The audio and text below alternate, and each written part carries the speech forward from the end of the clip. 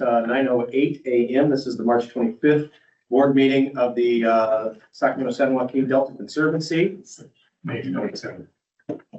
May 27th. I was looking at the meetings from the March 25th. So, all right. Well, at least I didn't drive down from Lodi, so I'm not doing too bad here. We can go ahead and get going. So with that, we'll call to order and we'll ask for a roll call to establish the quorum, please.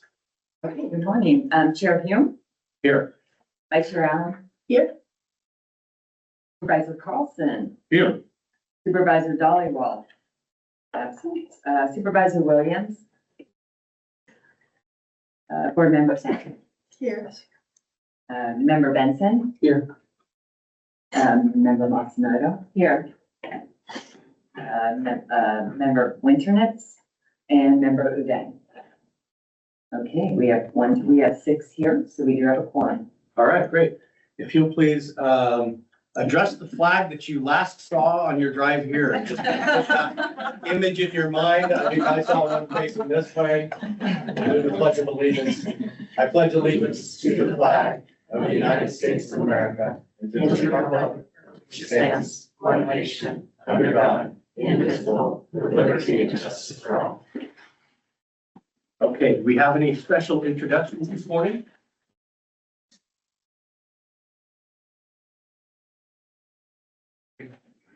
Okay, we don't need to have any, but Can we introduce the people from the community center?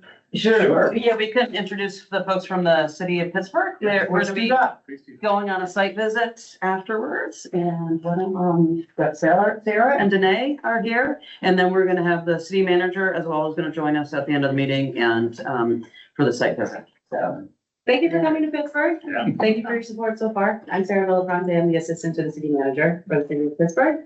Managing the waterfront for the last 12-ish years. So it's been a joy working with your staff and kind of designing these projects and going for your grants. So thank you so much for the support. Yes, and I'm Danae Romero, analyst for environmental services. I hopped in the second half of the project, so it's been really fun to work with everyone and see the project grow. Thank you for being here. Well, thank you for having us. Let me finish.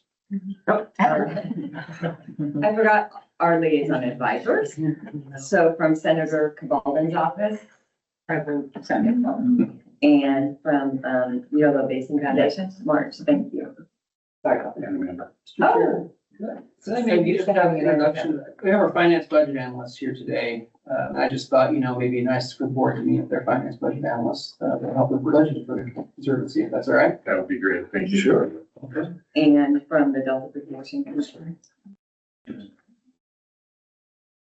So Viet Long. Yeah, my name is Viet Long. It's nice to see people in person. I've been the budget analyst for the Delta Conservancy for the past maybe 1.5 to 2 years, and I was a fellow at the Stewardship Council before that, so it's nice to see some familiar faces. And I will be leaving soon, but this is also. I'm Morgan Garner. I just started about 2 weeks ago, and I'll be taking over for Viet Long. And I'm super excited to work with you guys. It's nice to meet you. And you have a nice overlap period too, so Yeah. you'll have a lot of good coaching before you take over. Thank you. We appreciate your work. Yeah, you're great working with you. Great, thank you. Okay, I believe that concludes item 2. So now we'll go on to item 3, which is public comment. This is any public comment for items that are not agendized. Anything online? Okay, we are continuing on.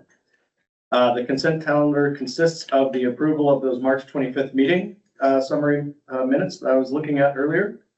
Anybody have any changes or additions or deletions? Is there a motion to approve? We can do approve. Okay, Director Carlson, Second? second by Director Allen. All those in favor say, or do we have to do a roll call? Is there anyone online? I Okay, don't have anybody online.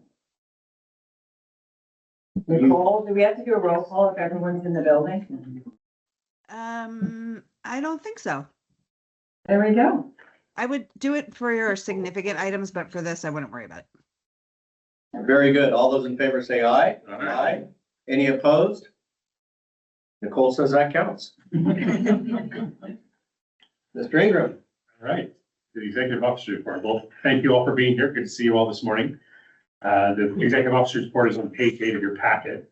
Going to start with a staffing update. Please welcome Anna Coates behind Lauren. Anna is our new administrative lead for the Delta Conservancy, and she's coming to us from the California State Teachers Retirement System. She started in April. Also in the process of recruiting to backfill our senior environmental scientist. I believe we had the last interview yesterday. I do want to one sad note of passing. Those that remember Jim Waters, he was a longtime alternate liaison advisor for from the Sassoon RCD. He passed away in August of last year, sadly. Jim was an active participant in these meetings, really from the early days of the Delta Conservancy, and we really appreciate his service through the years.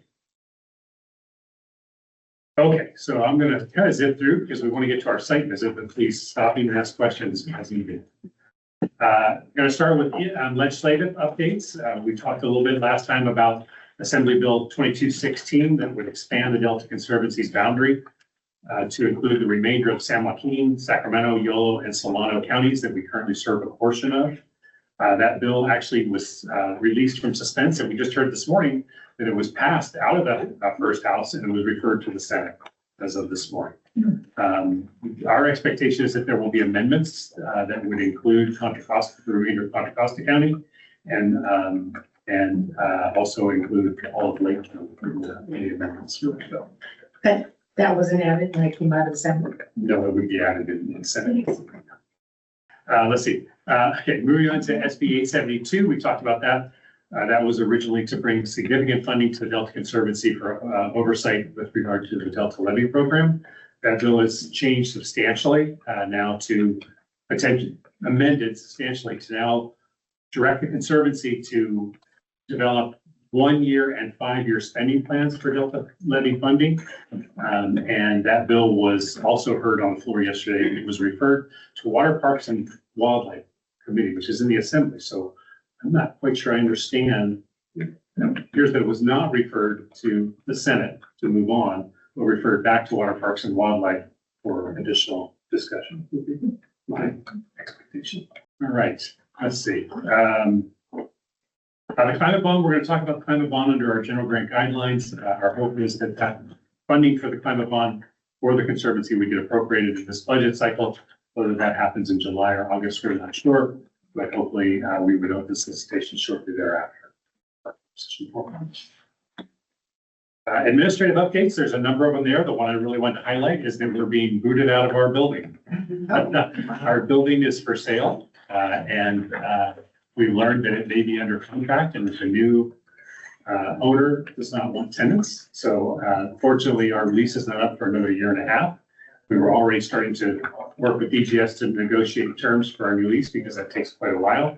And so we are now looking for new space. Apparently tomorrow morning we have a site visit for a potential new location in the Sacramento. Not ideal, but this is what happens when you're a tenant. We're going to talk a little bit about some grant applications that we put in. We put in for an Environmental Protection Agency grant, and that is to develop a dashboard, centralized tracking and visualization of wetland projects. This is in conjunction with the San Francisco Estuary Institute. And it's really a continuation, many of on the board are new, but years ago we worked with SFEI through the same grant program to develop the Eco Atlas tracker and other components of how we track wetland projects in the Delta specifically.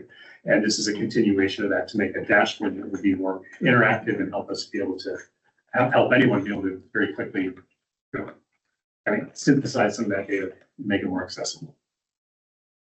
The next grant we put in for was the California Department of Food and Agriculture Healthy Soils Program. And this is really exciting. This would actually help us augment the amount of funding that we have for the rice conversion program. We worked very hard with California Department of Food and Ag as well as the California Air Resources Board to get rice as an adopted practice within this program, and we were successful in doing that. And this will actually be a block grant. We've requested the full amount of $4 million.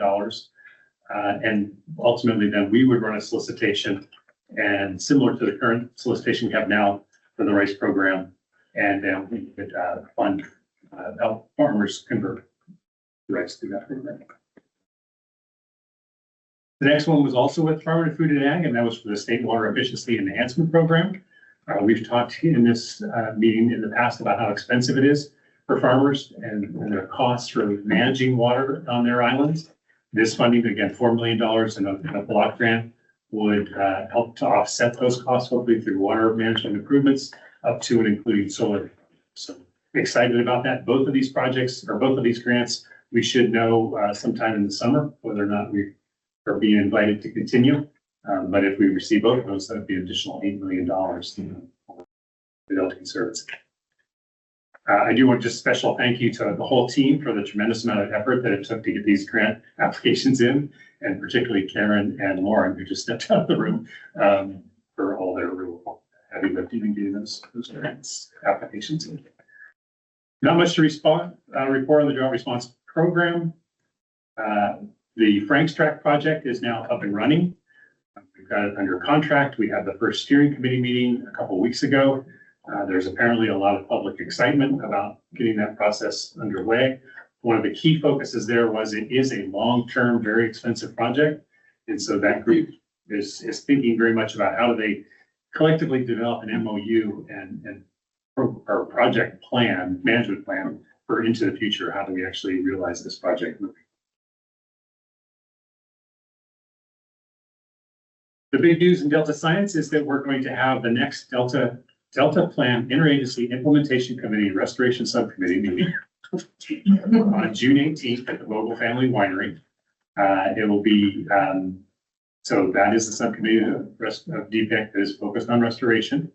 The subcommittee will meet in the morning, and then we'll have our fourth Delta Forum, Restoration Forum, that afternoon at the same facility.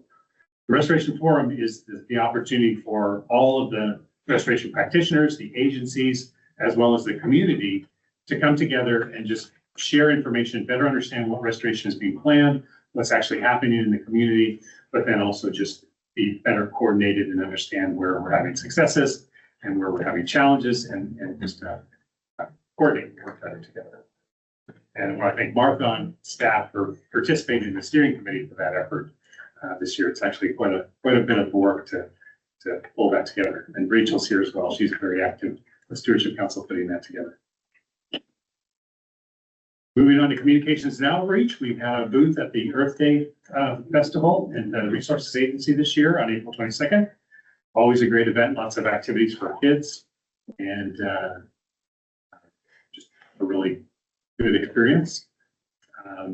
We did the spring cleanup on Sherman Island as part of the Earth Month celebration. And this year we had more than 24 volunteers, collected over 3,300 pounds of trash and over 1.5 miles of river. Special thanks to Hope for all of her effort in organizing that again this year. A couple media mentions there. Just one I would like to highlight. I hope you all have had a chance to see the PPIC blog that was done where they interviewed myself talking about Delta funding. So that's something that we all are going to continue to work on, working together to try to highlight the investments that need to happen in the Delta now and in the future. For directives from staff, that was just the one directive last time to share newsletter and DPCs for the Stewardship Council and the Delta Protection Commission, and we sent that out in April. And for correspondence, before I hand it over to Jessica for the budget, we just had one Public Records Act request this past, since the last board meeting, basically requesting all information about the contracts that we have. So we responded to it. It was a kind of an odd one that it appeared to be a company that was a company that does PRAs requesting the information almost as a way to show how hard it is to collect the information so that we might utilize their services. But it was actually in the form of a PRA, so we had to go through all the process of responding. All right, so that is the end of the program component. I'll turn it over. Quick question? Yes, absolutely. On the Delta Plan Interagency Implementation Committee, is that, I'm just wondering, because it's in Yolo County, it's at Vogel, is the forum, like, is Oscar invited? Oh, we invite everybody. So, Okay. yeah, and I don't, have the invites gone out yet?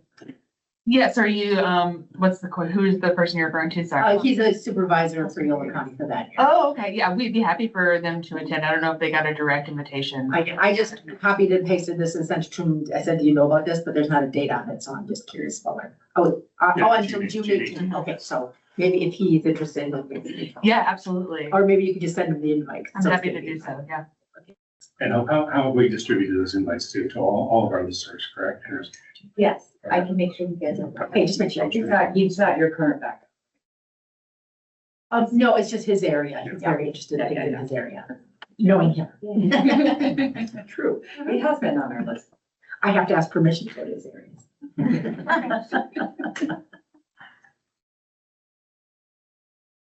Okay, I'm Jessica Adam. I'm the administration supervisor at the Delta Conservancy. Today, we're just presenting the budget and expenditure report for the third quarter, so July through March. It's agenda item 5.2 and page 12 in your packet. As is our practice, we budgeted very conservatively. We're hitting the end of the year, and as an accountant, I'm always pleased at this point that we're ending in a good fiscal position, and we still have some money, so a little bit of flexibility at the end of the year, again, because we have conservatively budgeted. This has allowed us to move forward with some small contracts that move our mission forward. So I just kind of wanted to share those with you, some contracts and purchases that we've been able to do. Specifically, we are preparing an agreement in partnership with the Delta Stewardship Council and CSUS for a Delta resident survey. We're participating in that. Also, an agreement to secure additional support resources for our carbon work. An agreement to help with monitoring legislative and policy developments relevant to our mission. We're being able to replace a few computers that are aging out. DWL has told us it's time. Mhm. And we've also supported and attended quite a few outreach events in the Delta. So we're just pleased to be able to participate in that way. We are, again, the budget and expenditure report is on par to finish the end of the year. Did anyone have any questions? Any questions on the budget? Thank you. Okay, any other questions for the executive director on his overall report? I did have a couple of questions, and I'll start kind of backing up what Director Allen was asked. Could you send me over who's on our listserv, or is that in some format that I would be able to know that so I can see if there's gaps of groups that I think should be made aware of items like this? I think we can. It's over 8. I think some of them are over 800 names long. So I'm wondering if there's a way to. We can export. Okay. Okay. Okay, that'd be great. Thank you. Second question is on the rice conversion program. This is more of a general question. Number one, do we reach out to existing rice growers in other parts of the state? I'm thinking particularly up by Sacramento Airport. And, given that we're kind of suggesting, a movement of operations, have we tried to find that synergy so that we're not necessarily creating a competition standpoint, but we're actually looking at how people can work smarter rather than harder? Yeah, yes. And so I think the first thing to recognize is things are extremely different out there on mineral soils and subsided soils. So Yeah. there's a difference. And it ebbs and flows a bit too. There's no simple answers, right? Okay. So during the drought, there was a tremendous amount of land in the upper valley that did not go into rice. And so that's when they were really looking to the Delta as an opportunity to help offset some of that lost agricultural land or some of that commodity base for in the Delta. Right. So we worked a little bit with the Rice Commission initially they were somewhat resistant to rice moving into the Delta because of competition, but now they're actually actively engaged in discussions. So they're more interested. As far as farming rice in the Delta, again, because of the difference in soil, it's a very different beast. And so there are people within the Delta that understand how to grow rice in the Delta. And we have, particularly for the Nature Conservancy chair, I think the chair's last name. Dixon, thank you. Who has actually helped run, we actually provided our initial grant to the Nature Conservancy based on his experience in working with fellow farmers to help them understand how to grow rice as well as enroll in the. Okay. Thank you for that answer. That's exactly what I was looking for, because from a water use standpoint, it would seem like growing rice where water is abundant makes more sense than growing it somewhere where you're actually having to pump up water or divert water to flood out fields. Which leads me to my next question then. In these restoration efforts, in these conversion efforts, in addition to stop and subsidence and carbon sequestration and some of those laudable goals, can we also quantify the amount of water savings or keeping water in the delta? Is that something that is measurable? It's challenging to measure, and actually the equation goes a little bit the other direction. So when you're growing rice, you're actually applying more water, right? But it's managed through the system, right? But your evapotranspiration, the actual consumption is just slightly higher than most of the other crops. So you have a little bit more water consumptive use, and more applied water that actually gets returned to the system. So we kind of understand those relationships. Tracking them at delta scale is challenging. OpenET is continuously being developed by the Delta Water Office of the Delta Water Master, and they're actually trying to use that as a remote sensing source to actually better understand how much water is being utilized in the Delta from all the different crops. Okay, I'll reach out to Jay Ziegler again and see if he has better information. Why I ask is I've been appointed to the advisory committee for the SB 72 implementation, which is the state water plan update. And one of the things that they've set out as sort of the reach goal is finding 9 million acre feet of water. And to put that in perspective, Folsom at capacity holds about 1.5 million. So they're saying, go find us 6 Folsom lakes somewhere. So if we can quantify, What's you do that? this is the DWR for the state water plan update. So if we can quantify water savings in the Delta or keeping water in the Delta, that's quote unquote found water. Yeah, talking with JC would be a really good opportunity, because that's their whole focus, is trying to understand exactly how much water is being consumed in the Delta. Great, thank you. Any further questions? Yes. Can I just add to that one of the requirements of the SWEEP program, which we put the block grant in for, is to monitor water usage. So if any of the projects that get funded through SWEEP will have to have water monitoring equipment attached to them. And the part of the goals of that program is for water efficiency. So we should get like some of the before and after from the SWEEP program if we get funded. Which one is that? Sorry. That's, go back and go sweet. It's the second CDFA grant. Oh, okay, So that's in here. Thank you.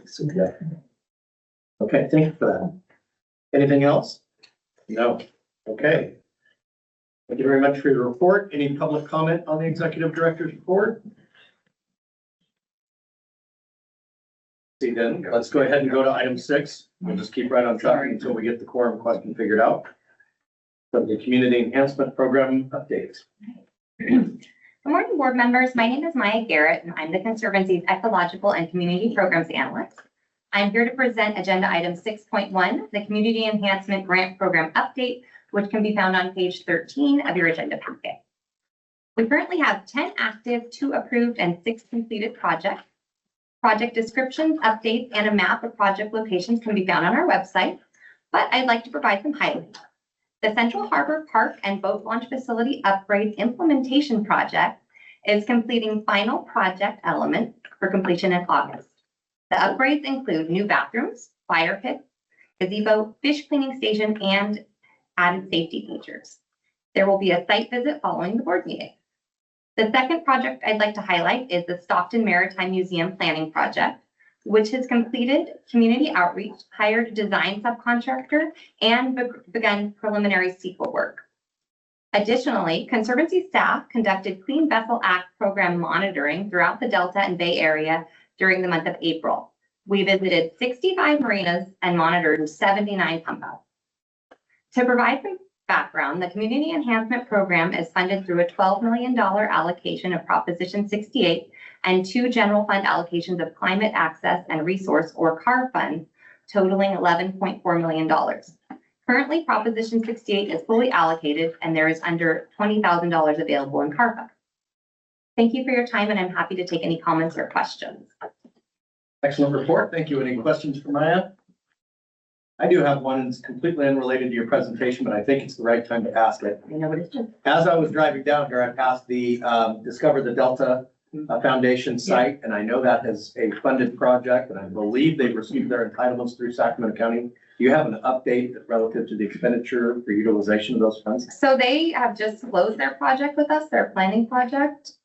They've basically gotten their new design plans approved. There's no implementation plans as of yet, but they have completed their planning. Okay, so as far as the money they were set to receive from us, that's been expended, they've used it for its intended purpose, and now it's on to them to go to the next Yeah. phase of actually building. Exactly. Okay, great, thank you. They have a nice big sign that says coming soon. And they've had that for, yeah. Well, there was the old one, but then there was a new sign went up also. Well, they're putting up new signs then, that's progress, all right, They didn't charge us for this. good, thank you. And they did get their building plan approved, so assuming that they're able to go for implementation funds soonish, they've got that. Yeah, I thought they'd been Yeah. cleared through the county. Yep. Permit hurdles. Okay, very good. Then, assuming we still don't have the quorum question figured out. All right, then we will move on. Is there any public comment on the update? No, okay, thank you. Move on to the Erica and Delta Carbon Program updates. All right. Good morning, board members. My name is Lauren Gaiman. I'm the Ecosystem Restoration and Climate Adaptation, or ERICA, Program Supervisor. This is agenda item 7, updates. These wheels are stuck. This is agenda item 7, which is updates for both the ERICA program and the Delta Carbon program. And this is on the staff reports on page 17 of your board packet.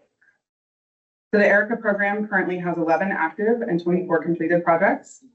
Descriptions, updates, and a map of their location is on our website. I'm going to describe one of the in-progress projects.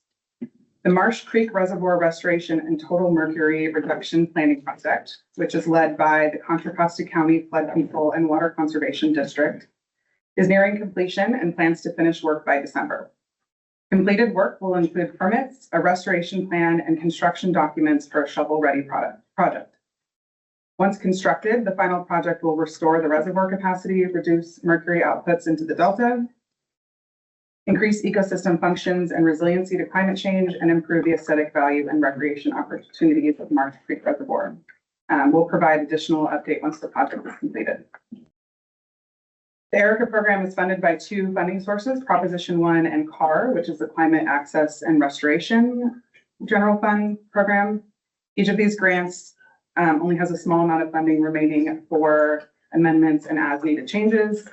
Additional background on the ERICA program is on page 18 of your packet. Moving on to the Delta Carbon program, there's currently 3 active projects and 1 completed project. Information on carbon projects is also on our webpage. The Rice Incentive Program solicitation was approved at our last board meeting and is currently open and posted to our webpage. We're accepting concept proposals through June 15th. Concept proposals will first be reviewed by staff and then presented to this board for award approval. The solicitation notice is to fund 2 or 3 eligible entities that will work directly with farmers to convert to rice in the deeply subsided portion of the Delta. We expect projects to start in the summer of 2027. I also have a really exciting update to share about one of our biggest projects that we funded to date. This is the Wetland Restoration Project on WebTract, and it's with the Metropolitan Water District of Southern California. The project is located in Contra Costa County, and since our last meeting, Metropolitan has opened a solicitation for construction bids. And it closed earlier this month. The winning bid is scheduled to be presented to the Metropolitan Board in early July, which is of course subject to change depending on how the negotiations with their contractors go. But if they award the construction contract, a request for your consideration will be presented at our next board meeting. That's really exciting news. So I want to take a second to recognize just how miraculous that we've already reached this stage in the project and the timeline that we're on. We awarded funding for this project in March of 2023, and it was for both planning and implementation. So this milestone is the end of the planning phase. That's a really incredibly fast turnaround. And if you don't know, the other wetland projects in the Delta can take a decade or more to be completed, the planning portion. So what our partner Metropolitan has been able to do with this funding is just truly outstanding. And we're very grateful to be partnering with them. This also shows how effective the state initiatives like the nature-based solutions and cutting the green tape initiatives have been to moving restoration forward, because we use both of those for this project. So I want to give a special shout out. The powerhouse and program manager behind the project is Melinda Stalvey. She sent out a sincere thank you to us and the rest of the team a couple weeks ago for making the project happen. So I just wanted to read a quote from her because I thought it characterized it well. Reaching this milestone is nothing short of extraordinary. In just 26 months, this team delivered design, CEQA, permitting, and a successful bid, a timeline that most rational people would say that can't be done. So I mirror her gratitude and say thank you to Melinda and the whole team for getting us to this point. It's really exciting to be a part of this project. I'm also excited to see this project move forward this summer. There's a couple more hurdles for us to overcome, and then the groundbreaking should be scheduled very soon. More background information on the carbon program is on page 19 of your packet. This program is funded with the general allocation, like I mentioned, from the nature-based solutions, wetland restoration allocation, and the project funds have been fully allocated. And I'm happy to take questions or comments. All right, thank you very much. Any questions from Ms. Damon? Just one comment to also thank Lauren for all her effort on the project, because she's gone above and beyond and worked extremely hard with the grantee to make that happen. So great work. Thanks. Yeah, Can you remind me where it is? The web tract is in Contra Costa County. So it's a whole island. If you walk to the edge of the shoreline right over here and look to the slightly northeast, Okay, you'll see it. all right. I We believe have our it's big the- map here. Yeah, I think it's the southernmost of the islands that NWD owns. Right? No, No.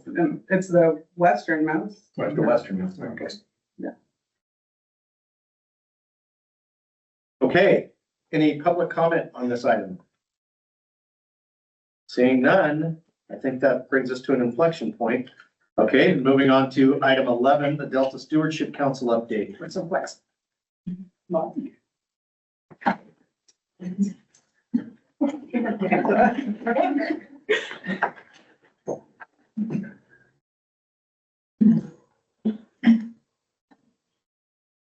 All right, good morning, board members. My name is Rachel Wigginton. I'm the Special Assistant for Planning and Science with the Delta Stewardship Council, and I'm really happy to be here with you all today to highlight some of the council's upcoming and recent work. So first, I'd like to provide just a few updates on items that I updated you about at your March board meeting, so some new developments. So the first thing I'd like to do is just go into a little bit more detail about the Restoration Subcommittee and the Restoration Forum that Campbell mentioned during his Executive Officer's report. I appreciate there was already some interest about that, so I think I can provide a little bit more context. So as Campbell said, on June 18th, the Delta Plan Interagency Implementation Committee's Restoration Subcommittee, we're holding two back-to-back events at both Bogle Family Vineyards in Clarksburg. There'll be a meeting of the Restoration Subcommittee and then also the 4th Delta Restoration Forum. So the goal of these two separate events, the goals are connected. Both events seek to build relationships among numerous different actors across sectors who must all participate to advance restoration projects. The subcommittee meeting provides a venue for project proponents to give more detailed updates to regional leaders, and likewise for those leaders to actually ask questions of those project proponents. The forum is a chance for government representatives across all different levels, restoration practitioners, tribal representatives, and also interested members of the public to connect and more informally and then also rapidly learn about many different projects that are happening in the Delta and Sassoon Marsh. So both the subcommittee meeting and the forum, having them on the same day, we hope to encourage crossover attendance at these two events and increase opportunities for this relationship building across all these different sectors in the restoration community. So the subcommittee meeting will take place from 10 to 12:30, and the subcommittee members will hear they'll provide updates on their ongoing work, and we'll also hear updates from a diverse group of projects and programs in the Delta and Sassoon Marsh. So for example, the Department of Water Resources will be providing updates on several of their large ongoing projects like Lookout Slough, which I know could be of interest to many. And then after lunch, we'll have the 4th Delta Restoration Forum, which is going to run from 1:30 to 4. And this event is co-hosted by the Stewardship Council and the Delta Conservancy. As mentioned, Martha's been a part of our planning team. And this event is held in an open house style format, so it is completely open to the public. Both events are. But this allows people to drop in and hear about approximately 20 different projects and programs that are going to be represented at the forum. And projects will include invasive plant control efforts from county resource conservation districts, the Nature Conservancy's bird returns programs, future funding opportunities from the state, and many different project-specific updates. So I think there's a lot to recommend that event, and I'm happy to share additional information with anyone in your networks who might be interested in attending either of those events. Right, just to clarify, Yeah, if it's a drop-in event, does that mean it's not like a presentation, but there's tables and you can go around to them? Is that how? Exactly. So in the morning, the restoration subcommittee, that's going to be like presentations with an agenda, but in the afternoon, the forum is a drop-in event. And so the goal of that is to like help people have, you don't have to be there the whole time. You can come and like pretty quickly meet all 20 people. if you're I'm just there. looking at my calendar. No, absolutely. Yeah. And I'm meeting with Oscar, so we can meet. Okay, great. Yeah. Bring them along. Yeah, I'll work with staff to forward you the save the date and the flyer. okay, information. I have, it's on the calendar, but I just didn't know that it was a drop-in because we had a meeting. So. Perfect. Yeah. Well, thank you so much for your interest. Next, I'd like to share that at your last meeting, I asked you to save the date for a different event, the 2026 Bay Delta Science Conference. And this is going to take place in September 28th through 30th in Sacramento.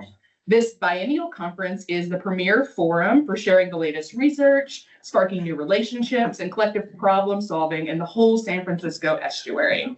And today I'd like to provide you some updates about how the planning is going for that event.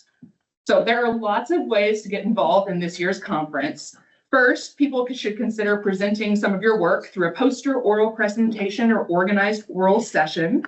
The deadline for abstract submission was actually just extended to June 5th, so there's a little bit more time if you'd like to highlight some of your work at the conference.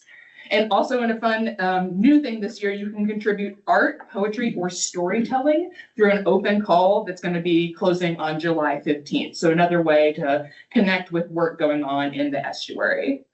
You should also consider nominating one of your colleagues for several different awards that are open. The Brown-Nichols Science Award, the Creative Environmental Award, or the Outstanding Environmental Project Award. And nominations for all those things close on July 1st. And we're also continuing, of course, to seek conference sponsors. So if your group or anyone in your network is interested in the opportunity to support this really important event, please reach out to our planning team, and I'm happy to help make those connections. We expect Sorry, question. So it is the definition of the area of interest for this particular conference include the bypass, like up our way in YOLO, or is that too far away from where the conference? I think that would definitely still be applicable. Okay. I'm just thinking of the amazing things that the YOLO Basin is doing and their new mobile visitor thing, so I'm moving it over to March. I'm not sure it's science related, but it's. Well, it's a science education for children, so that's why I was thinking. Yeah, I mean, I think there's definitely a room for those sorts of things. I mean, there is like definitely a science focus, but I think that there's interest in broadening the participation to think about policy and definitely science education. I think is clearly related. And so if you're interested, we expect registration for the event to open in June. And you can follow our listservs or our social media for announcements, and look forward to seeing many of you all there. Next, I'd like to highlight the Delta Stewardship Council's Science for Communities initiative, which brings together Delta tribes, communities, and subject matter experts to tackle social environmental challenges with a focus on community-driven science that informs real management decisions. So this is a really exciting program happening at the council. And this year, we have 3 groups, which are in our 2025-2026 cohort. Each of these groups is being led by either a tribal representative or a community-based organization in collaboration with a team of scientists. So there's 3 different projects. The project led by the Shingle Springs Band of Miwok Indians is engaging tribal youth in hands-on environmental learning and building a data portal to support land and water stewardship. The Valley Improvement Project-led group is using water quality data to address groundwater pollution in 2 Stanislaus County basins, and they plan to share their findings in accessible formats for residents and decision makers. And finally, the Sacramento Regional Coalition to End Homelessness is leading a group of scientists in analyzing river health indicators at the confluence of the American and Sacramento rivers to better understand pollution sources and the relationship between people and the environment. And all three of these teams are approaching about the halfway point of their projects, and progress is on track. And looking ahead, all of these groups are planning to present their results at the Bay Delta Science Conference. So another great reason to come to the conference and hear about the work of these three interesting groups. And lastly, I'd just like to share that on April 23rd, 2026, the council voted 6-1 to remand the Delta Conveyance project back to the Department of Water Resources. And before proceeding with the project, DWR must file a new certification of consistency addressing both the improvement of habitat conditions for non-native invasive golden mussels and the potential conflict involving the Delta Conveyance project's Twin Cities complex and Sac Sewers harvest water, addressing ecosystem protection, agricultural use, groundwater recharge, and also sandhill crane habitat. Thank you so much for your time and attention, and I'm happy to take any additional questions that you might have. Okay, any questions for Dr. Whitney? No? All right. Any public comment on this update? Okay, then we will move on at this point. Let's say Charlotte is still not online. 10:05. 10:05, she's expected. Okay, then let's move on to the Delta Protection Commission update. Joel. Good morning, everybody. I'm Amanda Bold, Executive Director of the Delta Protection Commission. Just a few updates for you. So our Delta Protection Advisory Committee will be meeting next Tuesday, June 2nd in Rio Vista. And we're going to have a couple of different conversations, one on levies, and in particular the levy legislation that you just heard an update about, and just continuing to try and coordinate with all the folks who are interested in kind of seeing what we can do to continue to increase funding for levy work in the Delta. So we had a really robust conversation in our last DPEC meeting a couple months ago. And so just hope to continue to have those types of conversations in this forum. And then we're also going to have an update from Department of Boating Waterways on their efforts or their planned efforts over the summer around aquatic vegetation eradication efforts. And so Eddie Hard from Department of Boating and Waterways, he's one of our DPEC members. And so he's going to come and give us an update. So looking forward to that and just kind of hearing what's going on. And hopefully it's not too bad yet, but you want to know what the state's going to be doing to help keep it that way. Let's see, on June 24th, we have our quarterly National Heritage Area Advisory Committee meeting, and this meeting is going to be at the Wright Hotel. This will be an evening meeting. We're hoping to get more folks from the community to be able to attend.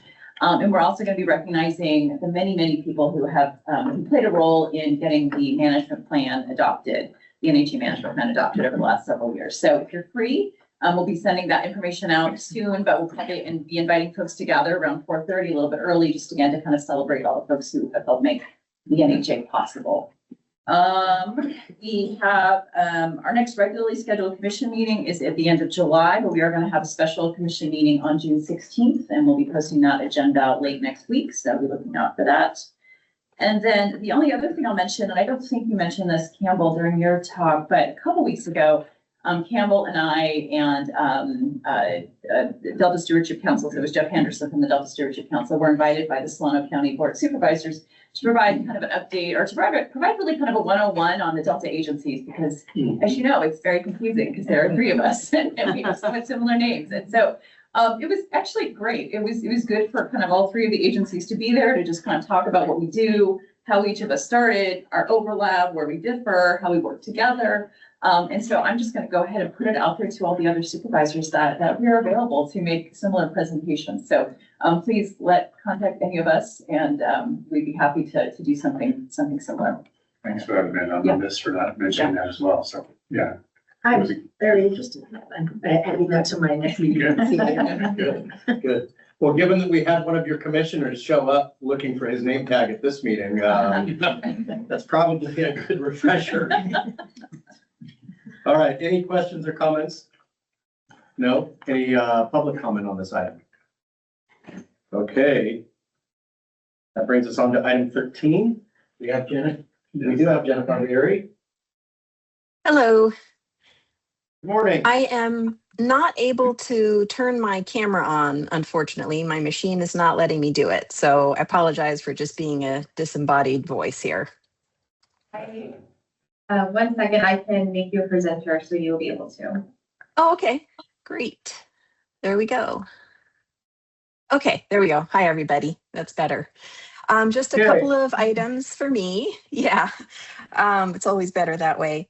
The first is, well, Dr. Wigginton mentioned already the two remanded items back to the department on the consistency of determination. So DWR is beginning to work on those two items.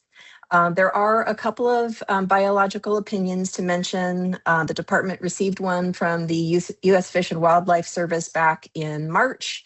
And this is to comply with the Federal Endangered Species Act, and are expecting the one from National Marine Fisheries Service to be very soon as well. The California Department of Fish and Wildlife issued amendment number 1 to its incidental take permit, making a couple of updates there. And then the last one I wanted to mention is just the change in point of diversion. And that is the hearing process for DWR's petition to add 2 new points of diversion. There are several phases that have gone through already. DWR's presentation of its case in chief, the protestants' presentation of theirs. DWR did its rebuttal recently, and then the next phase in June will be the protestants' rebuttal of DWR's testimony. So it's back and forth. There are a number of dates in June. And then the last thing I wanted to mention is some outreach that is coming up, and this is related to the program's community benefits program. And this will be a series of listening sessions that will be conducted by the Chinese Cultural Center of San Francisco. And they are doing outreach specific to the Asian Pacific Islander community, really to raise awareness about the community benefits program and to encourage participation as much as possible.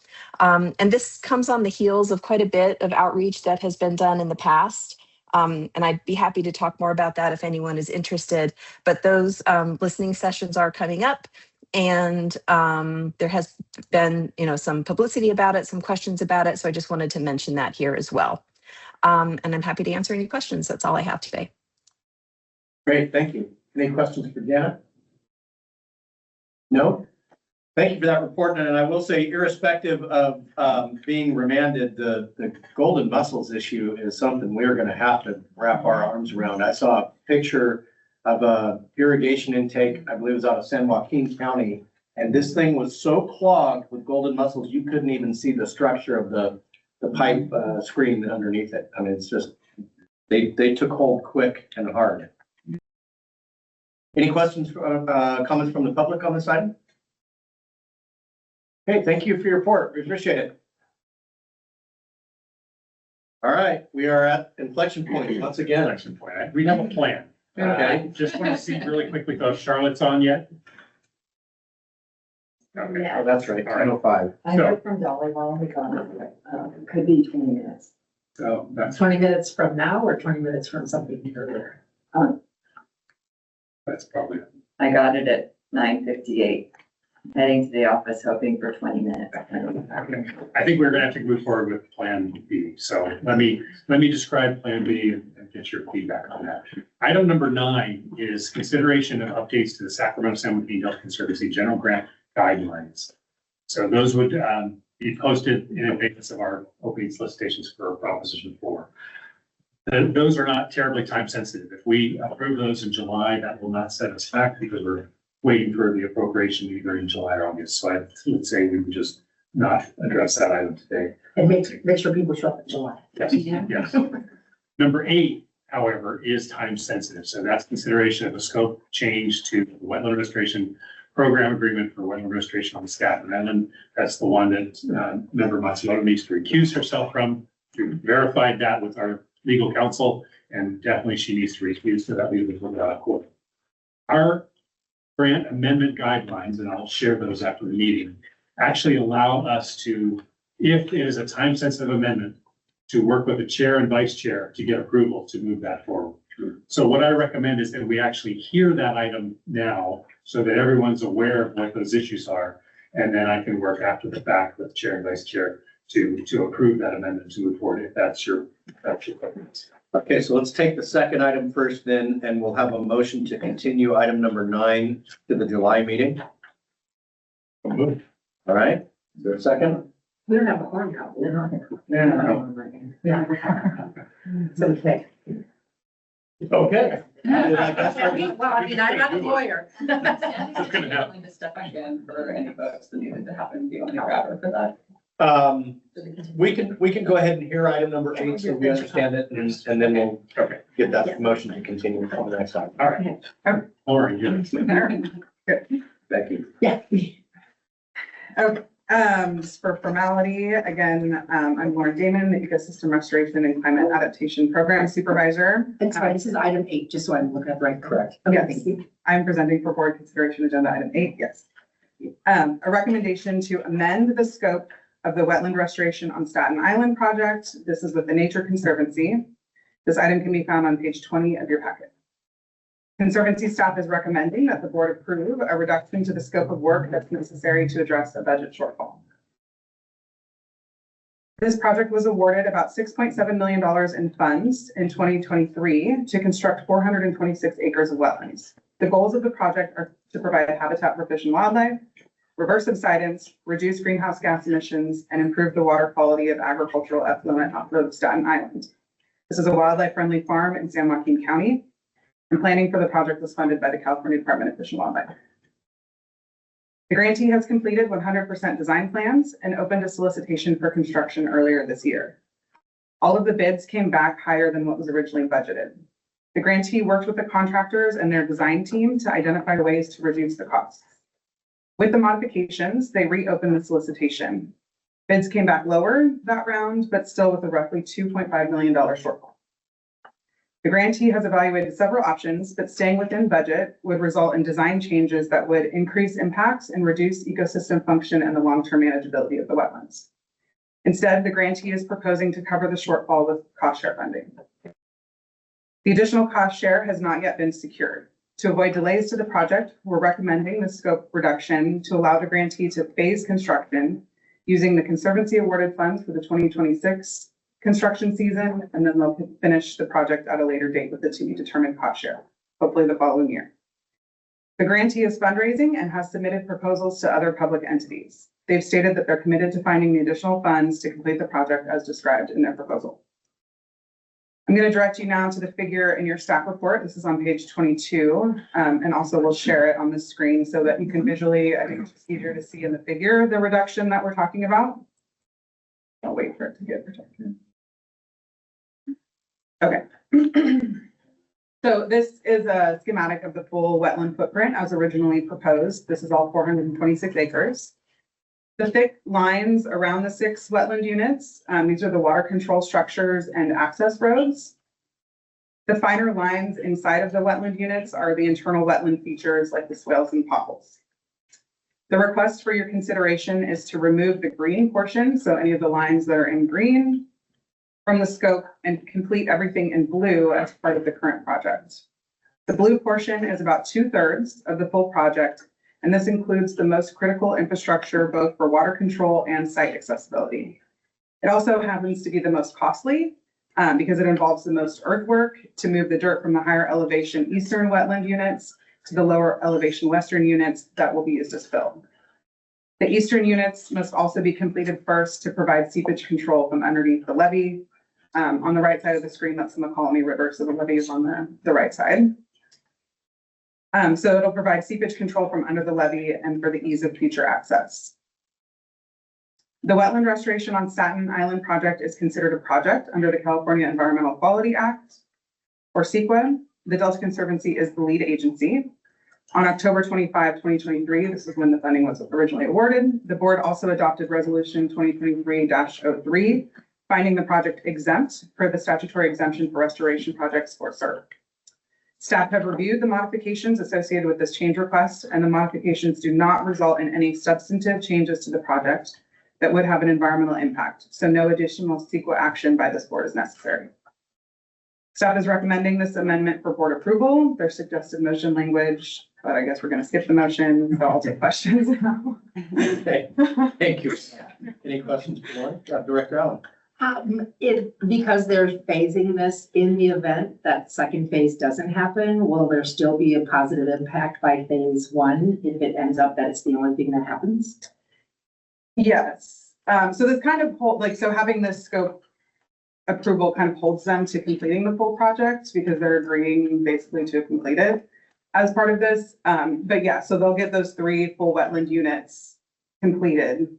And that will have the positive environmental impact. And then the rest can be completed later. It's a big chunk of money and I would want it to happen and then the other part doesn't happen and then it's no good anyhow. Yeah.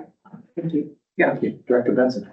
Yeah, so the cost share that's referenced in the agenda item, that's specific just to the part that's the cost overrun at this point? Is that Yes. correct? Okay, so if they're not able to raise that cost share, then we're back to what you just were saying, it's just like the parts that don't get done as well gets done. Mhm. Okay. And then it referenced that there's significant infrastructure for the 3 units that aren't being completed that will be done with first. Can you provide a little detail in terms of like what's part of the significant infrastructure that will be provided and what's not going to get completed?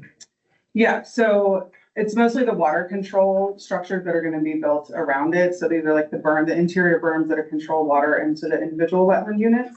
So the individual wetland units will allow them to kind of manage the smaller portions instead of having it like one big giant wetland that's unmanageable. So each unit will be able to manage independently. So it's the water control structures for each wetland unit. Those, as I understand it, also are the roads, the access roads that they can drive through. It's going to set up like the irrigation, like the water, like piping and stuff. And then also it's a lot of like dirt moving. So it's a higher elevation on the levee side. And so they need to use that as fill. So those kind of like, if you look at the middle center line and there's like the 3 kind of open big circles, the top one has like the biggest one where it's kind of an open area and there's nothing in it. That's all like excavation that's going to get done. So they're removing that dirt to excavate it to be used in other. Okay. Yeah. Thank you. Any other questions? Just make one quick comment that this is extremely common these days, right? These projects take a long time. Bids are starting to come back significantly higher. So this is not going to be unusual for us. Yeah. The irony is if the timeline were long enough, nature would do all of this itself. If we just put some water out and let it drain. But any public comment on this item? Okay, so we can't take a vote on this because of the quorum issue, but we will retroactively apply the update to the grant guidelines in order to handle this through the chair and vice chair. Is that correct? I'll come back to the chair and vice chair for approval of this because it's time sensitive and consistent with our grant amendment process. And then the grant guidelines will just handle in July. Very good. Okay. And as I understand it, we do not need a motion to continue item number 9. No. So we will go to item number 10 then, if Charlotte Biggs is online. Can you hear me? We can. Yes, we can. Good. Hi, sorry I couldn't be there in person today. I got a lot going on, but thank you for accommodating me. So for these updates, I tend to do kind of a look ahead at the beginning of the year. This time of the year, we in the habitat space, we don't have a lot going on just because the construction window tends to start later in the summer and go into early fall. So we're still tracking to the same kind of look ahead that I gave you in the January meeting, and then I kind of reiterated at the March meeting. So rather than go back through all of that again, just sort of saying we're still on track, which would include finishing construction this year on both Prospect Island Tidal Wetland Restoration Project and the Grizzly Slough Floodplain Restoration Project. So we're hoping to complete construction on those this year. And we're hoping to start construction on Dutch Slough Phase 2, which is in Contra Costa County Wetland Restoration Project there. So I will update you at your next board meeting to let you know if we're continuing to track on those projects and how we're looking towards the end of the year. I think I mentioned at our last meeting that we had a draft EIR out for the proposed Tides End restoration project, which is in the lower bypass within the YOLO bypass. So that public comment period has come and gone, and we are working on addressing comments, and we'll have a final EIR hopefully out by the end of the year, early next year. So I'll keep you updated on that. And then, sorry, I missed other updates, and you might have already heard from the Delta Stewardship Council, but wanted to mention that DWR will be at the DPIC Restoration Subcommittee meeting on June 18th, and we're giving a pretty in-depth update that day. So it will be another good opportunity for public update. And then we'll also be at the Restoration Forum. We have a table and we'll have some presentation materials on all of our projects and our maps at that as well. But that's my update for today. Let me know if you have any questions. Thank you again for having us here to provide these updates. Great, thank you. Any questions? Director Allen? Hi, Charlotte Sheila Allen, Yolo County. Is there any update on the Big Notch function? Like, were you able to get those properties so that it can be fully functional, or is that still in process? Thank you. Yeah, that's another one that not a lot has changed since our last update here in March. Still working to resolve, as far as I know, the real estate access easement issues before we could be fully operational next year. I can keep you, updated on that for your at the next board meeting as well. But my understanding is not much has progressed since we last talked. Okay, any other questions? Any comments from the public? All right, thank you very much for your update. We appreciate it. Thank you. And I believe that brings us to the end of the road for the public comment on anything we didn't cover. Anything you'd like to discuss? Okay, hearing none, I believe. Adjourn, and then we'll talk about the site visit. Okay, so we are done with the official business for the day. Thank you, everyone.